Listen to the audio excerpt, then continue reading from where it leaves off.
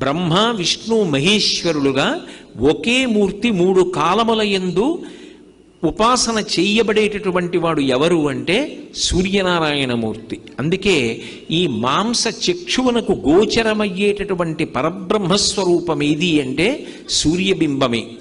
సూర్యబింబం కర్మసాక్షి, సమస్తమైనటువంటి కర్మలకి కూడా ఆయన సాక్షిగా ఉంటాడు. మనం ఏం చేస్తున్నాము అనేటటువంటి ప్రతి పనిని పరమాత్మ స్వరూపంగా తెలుసుకుంటూ ఉంటాడు. ఒక దీపం ఉందనుకోండి, అది కేవలం కాంతినివ్వగలదు, కానీ సూర్యబింబంలోంచి వచ్చేటటువంటి కిరణములు అలా కేవలముగా కాంతినివ్వడం కాదు, దాని యందు ఒక విశేషమైనటువంటి శక్తి ఉంటుంది. ఆ శక్తిని ఋషులు గమనించారు. అది ఏ శక్తి అంటే అది లోపల ఉండేటటువంటి హృదయ పద్మాన్ని వికసనం పొందేటట్టుగా చేస్తుంది.